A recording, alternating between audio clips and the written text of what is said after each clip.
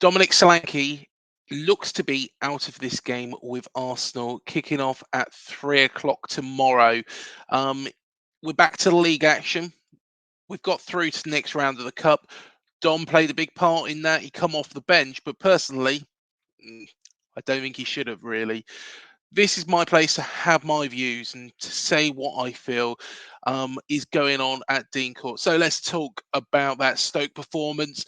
Again, pass, pass, pass, pass, pass, do nothing with it. Pass, pass, pass, pass, pass, and at the back, make a few mistakes. I was a little bit disappointed with the first half, especially. Stoke were there they were there to be picked off. Stoke were not particularly a very good side. I didn't rate them at all. I think Ben Pearson was their best player, and that really is saying something. I do like Ben as a player.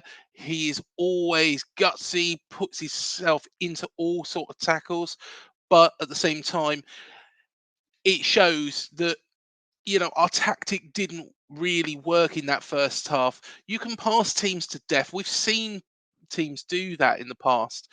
In the championship, Scott Parker's side sometimes did that. And then before they went to a two defensive and then started conceding, but I don't feel that at this moment in time that the players have adapted to that. I think, like I said, there's two outcomes. Either Iriola had an easy ride at Vallecano and the players just combined together, and were just too good and carried him, or that these players haven't adapted to Iriola's tactics. And personally, I think it is that second one. I think at the end of the day, players need more time. I think once it does click, it will be electric. It'll be exciting. We will make those opportunities. We need to go a little bit more direct sometimes when up front.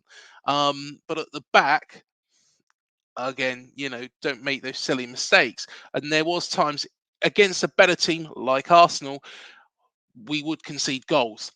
But let's talk, and this is the reason of this video, is Dom Solanke. Um, he come off the bench and then went back off a little while later. And unfortunately, it looks like he's got a injury, which Dom is our main striker. He's a player that we base our attacks around. He's not just he's not an out and out striker, but he's one of those players that will pull the ball back and play in somebody like Phil Bill. Now, I think Semenyo is a similar sort of player. In all honesty, I think he's a similar sort of player, which is probably why we don't really see them play together.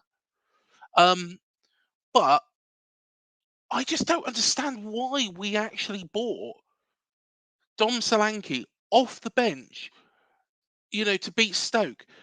I am sure, if we went a little bit more direct, which we did after Dom come on, we would have won that game. Stoke were there for the beating.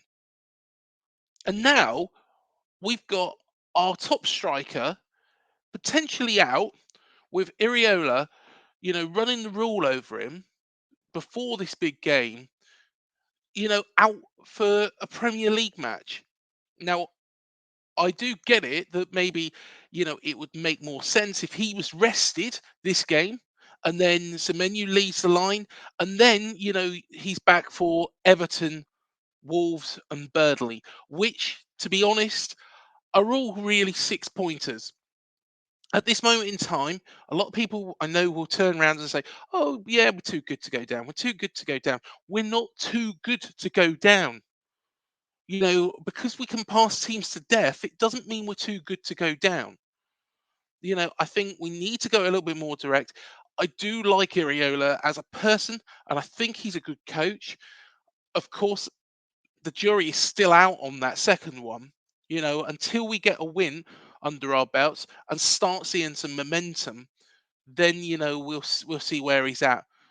We have had a hard start, don't get me wrong, and the corresponding games last season where we've got points from, we lost them all. However, what you've also got to look at is that we have spent over £100 million in a transfer window. This isn't the same side that Gary O'Neill had. This isn't the same. You can't compare against Gary O'Neill. It's not the same side. He's a lot more expensive side. He's got a lot more quality in it. Yes, some of the players are the same, but at the same time, in all honesty, I would be very, very disappointed. No, maybe not, this weekend if we don't get anything in the Arsenal game, but I want to see improvements. And what I saw, against Chelsea, I was impressed against Chelsea. I think we managed the game well. It looked like at the end there was only going to be one winner, and that was ourselves. Now, you look at what Chelsea have done really so far this season, and they haven't really done very much at all. They've been very, very poor. But the following week against Brighton, first half should have taken our opportunity, should have done a lot more. And, it was mistakes that really cost us that. You know, you can pass a team to death, but, if you don't put the ball in the back of the net, it's not going to count for anything. I'm just confused why we actually brought Solanke off the bench against Stoke because I think we should have been or should have had enough firepower on that pitch, you know, without having to bring him on. Now I understand Tyler Adams trying to get back up to match fitness. I'm hoping, there was some glimmers there. I'm hoping we'll see him. I really do hope that Iraola goes with David Brooks. And I, I'd be shocked if I see that lineup at 2 o'clock and Brooks isn't on there. I'll be disappointed, shocked, flabbergasted.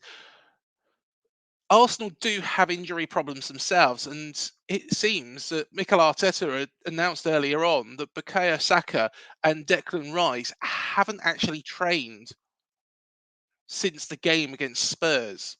So they've got their own concerns, but then again, they do have, a wealth of experience on that bench. They've got quality in backup. We do have quality in backup as well, but we are talking here two different levels. We're not on the same level as Arsenal at this moment in time. I don't think we'll ever be, unless they really tail off or Bill Foley just pumps in, millions upon millions upon millions. He's spent 100 million. I think, to actually get up to that sort of level, you're probably talking, about 3 times what he's already spent. Let's be honest, that would just be ridiculous. Break for FFP, and I'd rather get the stadium done than that. But it's going to be an interesting game. But I just don't. I'm a bit disappointed that we're having to make a last-minute call on our best striker at this moment in time.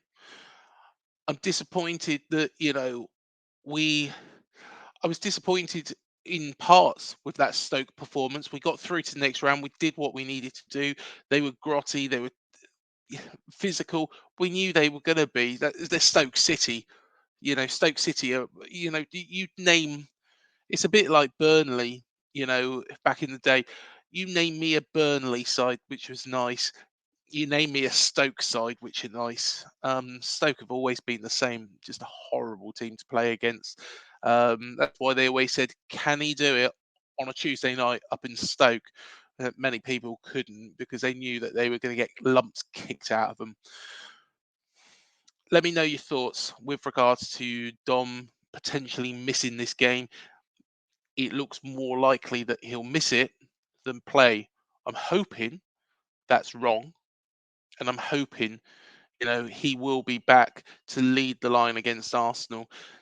I don't take it that, maybe we should save him for the Everton, Wolves, Burnley games because, I know that I mentioned it earlier on, but I think those games, they are 6 pointers, but we need a Dom Solanke that has played and got lots of game time under his belt, ready to strike hard on those teams because they're the teams that we are in the same pool as.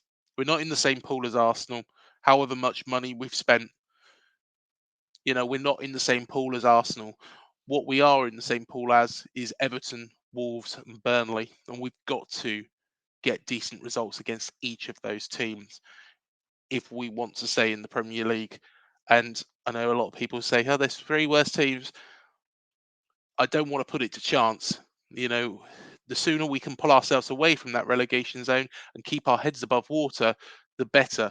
I don't think Bill Foley will, settle for that either. And I think Mr. Iraola might be in a little bit of trouble if we don't have a decent return from those games. Like I say, let me know what you think. Hopefully, fingers crossed, we can get a decent result against Arsenal. Can't see the 3 points, but you never know. You never know. Football is a funny game, and with Declan Rice and Bukayo Saka out, there is every potential that we could surprise Arsenal. We've done it before. Remember, Jordan Ibe scored the winner against Arsenal before. So who's to say it can't happen again?